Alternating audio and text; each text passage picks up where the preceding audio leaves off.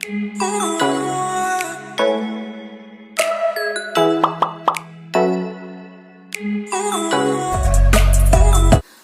ngasigi recipe sina akhoi nganu thongdoimi ado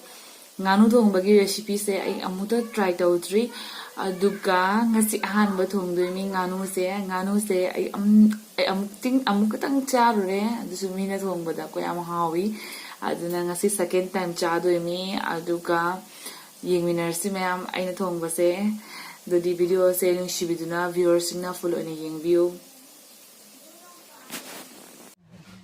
Hi. Okay. Siga leire nganu.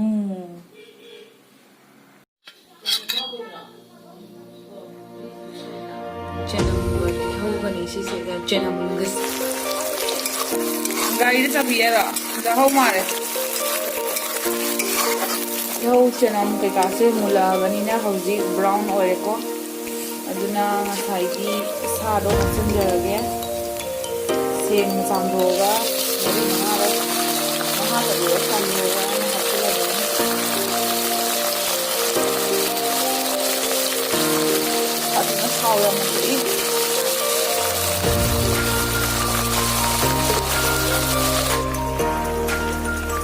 Sa loina hapaga ngai chanamga singa khara thamuba adu hapsinjare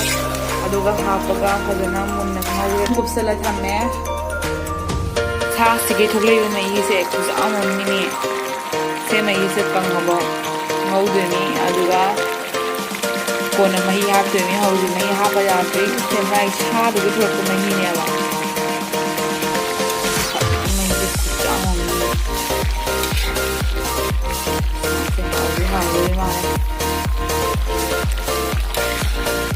Kuk na doon naman. Siyeme ba?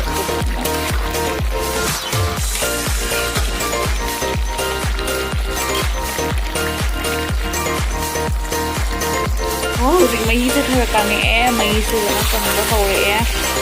kai jang ko may duway di hujik banggare diba Haji moray pang thakpa hoga jarani moray pang tha ngawri ngai dong tha di mai chuli na moray pang di duna hoi tha tu se ina tha choi se deng kang awin ahan bu tha ge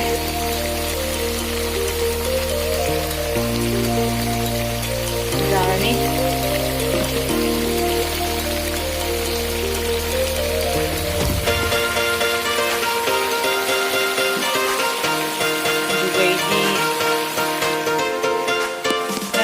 suba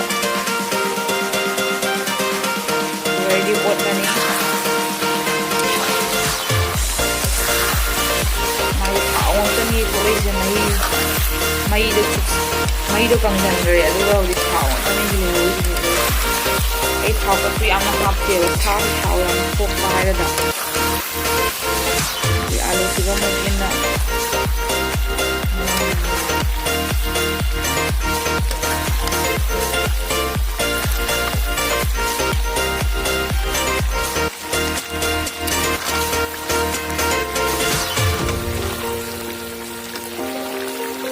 ngawri ngai siga dum alu tung mulak charan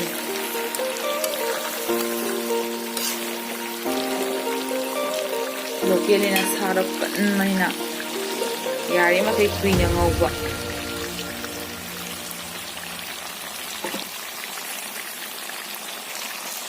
aduga sa thongmanina mit masala se khatang hapke aduga mu mahido chuksanabagi mai masala se manamno namna bai ngawri ngai siga mu khara hapage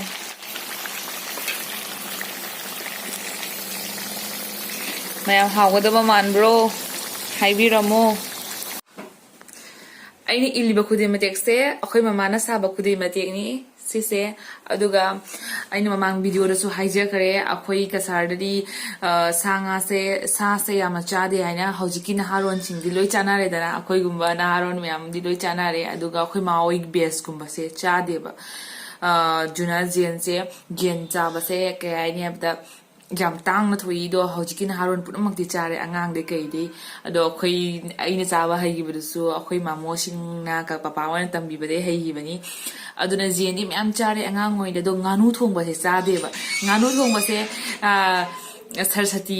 ꯁꯔꯁꯇꯤ ꯏꯁꯣꯔꯗꯣ ꯂꯥꯏꯔꯤꯛꯀꯤ ꯏꯁꯣꯔ ꯁꯔꯁꯇꯤꯗꯣ ꯑꯗꯨꯒꯤ ꯃꯅꯥꯛꯇ ꯉꯥꯅꯨ ꯂꯩꯇ꯭ꯔꯅꯦ ꯐꯣꯇꯣꯗ ꯈꯪꯗꯦ ꯖꯋꯍꯔ ꯂꯥꯏꯒꯤ ꯐꯣꯇꯣꯗ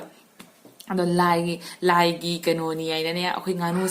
ꯉꯥꯅꯨꯁꯦ ꯆꯥꯗꯦꯕ ꯀꯩꯒꯤꯅꯣ ꯍꯥꯏꯕꯗꯗꯤ ꯉꯥꯅꯨꯁꯦ ꯆꯥꯔꯒ ꯂꯥꯏꯔꯤꯛ ꯍꯩꯇꯦ ꯍꯥꯏꯅꯅꯦ ꯑꯩꯈꯣꯏ ꯃꯥ ꯍꯣꯏꯅ ꯍꯥꯏꯌꯦꯕ ꯍꯥꯟꯅꯀꯣ ꯑꯗꯨꯅ ꯑꯩꯁꯦ ꯑꯉꯥꯡ ꯑꯣꯏꯔꯤꯉꯩꯗ ꯉꯥꯅු ꯑꯝꯇ ꯆꯥꯗ꯭ꯔꯤ ꯑꯍꯥꯟꯕ ꯑꯩꯈꯣꯏ ꯏꯆꯦ ꯏꯝꯐꯥꯜꯒꯤ ꯏꯆꯦ ꯑꯃ ꯂꯩꯃꯤꯟꯅꯔꯝꯃꯤ ꯑꯗꯨꯅ ꯊꯣꯡꯕꯗꯒꯤ ꯉꯥꯅꯨꯁꯦ ꯑꯩ ꯇꯦꯁ ꯇꯧꯈꯤꯕꯗꯒꯤ ꯍꯥꯎꯋꯦꯅ ꯈꯪꯉꯤꯅꯦꯕ ꯑꯗꯨꯒ ꯃꯃꯥꯡꯗ ꯑꯩ ꯉꯥꯅꯨ ꯑꯝꯇ ꯆꯥꯗ꯭ꯔꯤ ꯑꯗꯨꯒ ꯍꯟꯗꯛꯀꯤ ꯊꯣꯡꯗꯣꯔꯤ ꯉꯥꯅꯨꯁꯦ ꯐꯥꯔꯁ ꯇꯥꯏꯝ ꯊꯣꯡꯗꯣꯏꯅꯤ ꯑꯗꯨꯒ ꯉꯥꯅꯨ ꯆꯥꯕꯁꯦ ꯁꯦꯀꯦꯟ ꯇꯥꯏꯝ ꯑꯣꯏꯗꯣꯏꯅꯤ ꯁꯤꯒꯩꯁꯤꯒ ꯑꯗꯨꯗꯤ ꯃꯌꯥꯝ ꯅꯨꯡꯁꯤꯕꯤꯗꯨꯅ ꯚꯤꯗꯤꯑꯣꯁꯦ ꯐꯨꯜ ꯑꯣꯏꯅ ꯌꯦꯡꯕꯤꯌꯨ ꯑꯗꯣ ꯑꯩꯅ ꯊꯣꯡꯕꯁꯦ ꯑꯍꯥꯟꯕ ꯊꯣꯡꯕꯁꯦ ꯍꯥꯎꯗꯣꯏꯔꯥ ꯍꯥꯎꯔꯣꯏꯗꯣꯏꯔꯥ ꯈꯪꯗꯦ ꯖꯁ ꯖꯦꯟꯒꯤ ꯃꯑꯣꯡꯒ ꯆꯞ ꯃꯥꯟꯅꯅ ꯊꯣꯡꯉꯅꯤ ꯑꯗꯨꯒ ꯁꯥꯗꯣ ꯂꯣꯀꯦꯜ ꯑꯣꯏꯕꯅꯤ나 ꯈꯔ ꯀꯨꯏꯅ ꯐꯨꯠꯀꯅꯤ ꯑꯗꯨꯒꯩꯗꯤ ꯉꯧꯕꯗ ꯈꯤꯇꯪ ꯀꯨꯏꯅ ꯉꯧꯕ ꯃꯩ ꯄꯤꯛꯊꯔꯒ ꯑꯗꯨꯃꯥꯏꯅ ꯇꯧꯔꯅꯤ ꯖꯦꯡ ꯑꯁꯤ ꯑꯩ ꯍꯥꯎꯒꯗ꯭ꯔꯥ ꯍꯥꯎꯔꯣꯏꯗ꯭ꯔꯗꯤ ꯈꯪꯗꯦ ꯑꯗꯣ ꯃꯌꯥꯝ ꯃꯨꯜꯂꯒ ꯆꯥꯔꯒꯁꯨ ꯍꯥꯏꯖꯔꯛꯀꯦ ꯍꯥꯎꯕ꯭ꯔꯥ ꯍꯥꯎꯇꯕ꯭ꯔꯥ ꯍꯥꯏꯗꯣ ꯃꯤ ꯇꯥꯔꯗꯤ ꯅꯣꯛꯇꯅ ꯁꯤꯔꯅꯤ ꯑꯗꯨꯃꯥꯏꯅ ꯍꯥꯟꯅ ꯍꯥꯏꯅꯔꯝꯃꯦꯕ ꯁꯔꯁꯇꯤ ꯃꯅꯥꯛꯇ ꯉꯥꯅꯨꯗꯣ ꯂꯩꯕꯅꯤꯅ ꯉꯥꯅꯨ ꯆꯥꯔꯗꯤ ꯂꯥꯏꯔꯤꯛ ꯍꯩꯇꯦ ꯀꯥꯏꯅ ꯑꯩꯈꯣꯏ ꯃꯥ ꯍꯣꯏꯅ ꯍꯥꯏꯕꯗꯒꯤ ꯑꯩꯈꯣꯏꯁꯦ ꯀꯤꯖꯅ ꯂꯥꯏꯔꯤꯛ ꯍꯩꯔꯣꯏꯗ꯭ꯔꯥ ꯑꯦꯛꯖꯥꯝꯗꯒ ꯐꯦꯜ ꯑꯣꯏꯔꯗ꯭ꯔꯥ ꯍꯥꯏꯅꯅꯦ ꯆꯥꯗꯦꯕ ꯑꯗꯨꯃꯥꯏꯅ ꯑꯗꯣ ꯀꯩꯝ ꯅꯠꯂꯝꯗ꯭ꯔꯦ ꯑꯗꯣ ꯑꯩꯈꯣꯏ ꯃꯥ ꯍꯣꯏꯅ ꯍꯥꯏꯖꯤꯟꯕ ꯑꯣꯏꯔꯝꯃꯦꯀꯣ ꯑꯗꯣ ꯃꯌꯥꯝꯅ ꯄꯥꯝꯗ꯭ꯔꯒꯗꯤ ꯑꯗꯨꯝ ꯆꯥꯗꯕꯁꯨ ꯌꯥꯏꯀꯣ ꯑꯗꯣ ꯑꯩꯁꯨ ꯆꯥꯔꯨꯕ ꯀꯧꯕꯅꯤꯅ ꯑꯩꯁꯨ ꯖꯦꯟꯅꯦꯅ ꯆꯥꯔꯨꯕꯗ ꯉꯥꯅꯨ ꯑꯣꯏꯔꯝꯕꯗꯨꯒꯤ ꯃꯍꯥꯎꯗꯣ ꯈꯪꯈꯤꯕꯅꯦꯕ Oh my God!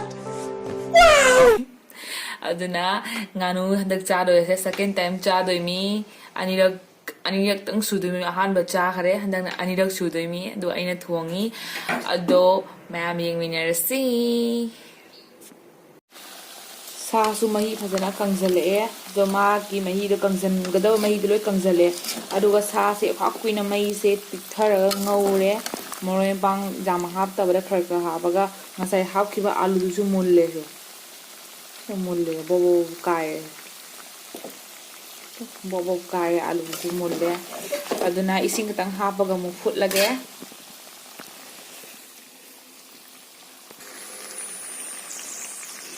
ꯏꯁꯤꯡꯁꯦ ꯍꯥꯞꯄꯗ ꯑꯁꯥꯕ ꯑꯣꯏꯅ ꯍꯥꯞꯄꯤꯕ ꯂꯩꯔꯧꯅꯦ ꯑꯩꯒꯤ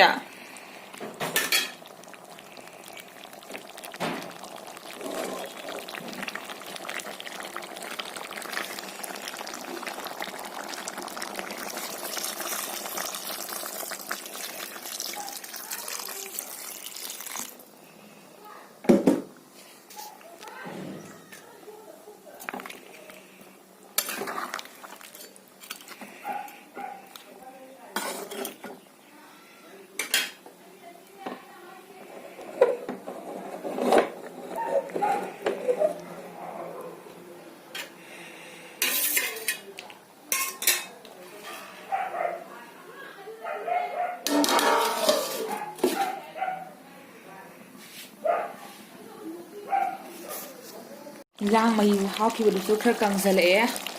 ꯑꯗꯨꯒ ꯍꯧꯖꯤꯛ ꯃꯔꯣꯏ ꯃꯄꯥꯡ ꯍꯥꯞꯄ ꯌꯥꯔꯅꯤ ꯉꯁꯥꯏ ꯍꯥꯞꯈꯤꯕ ꯃꯔꯣꯏ ꯃꯄꯥꯡꯗꯨꯗꯤ ꯖꯦꯡꯒꯪꯒ ꯖꯤꯔꯥꯒꯗꯅꯤ ꯑꯗꯣ ꯍꯧꯖꯤꯛ ꯃꯆꯨꯁꯨ ꯌꯥꯝ ꯐꯖꯔꯦ ꯃꯣꯔꯣꯛ ꯑꯁꯨꯕ ꯆꯥꯏꯀꯣ ꯃꯣꯔꯣꯛ ꯑꯁꯨꯕ ꯑꯣꯏꯅ ꯍꯥꯞꯄꯒꯦ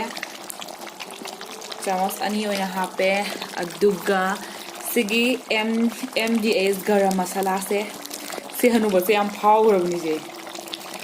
ꯒꯔꯝ ꯃꯁꯥꯂꯥꯁꯦ ꯍꯥꯞꯄꯒꯦ ꯁꯤꯁꯦ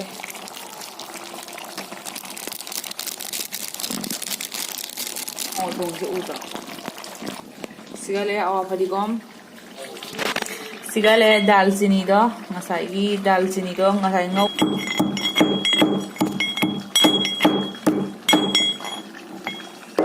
ꯗꯥꯜꯁꯦ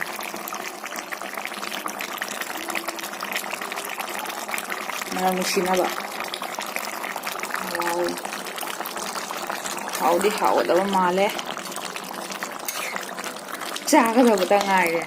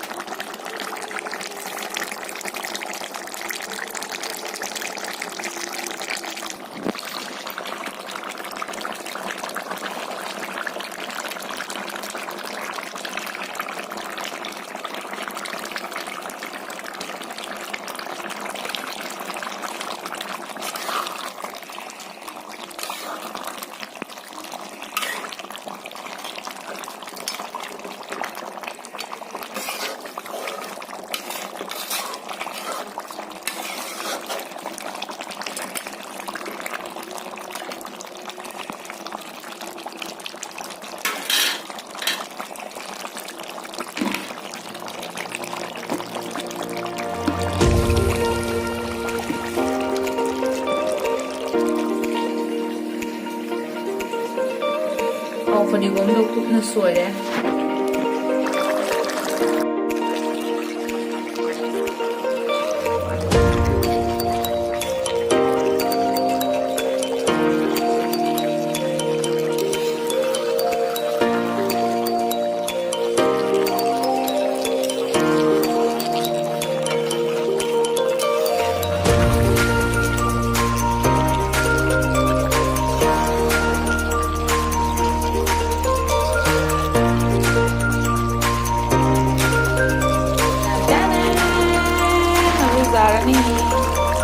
final look.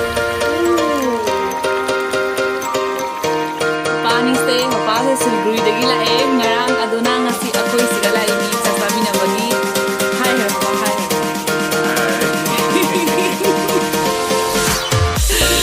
Aduna video sa minarasi punna.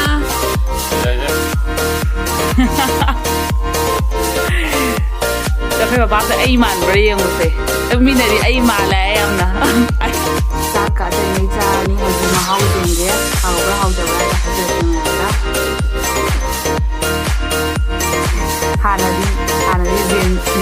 zin ngam sa ngam ke ngai hai ro ken sa ram de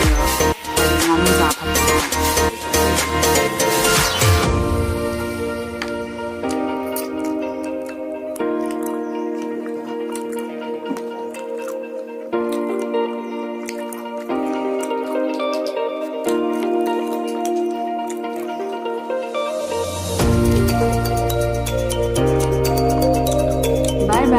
phat video na mo unasi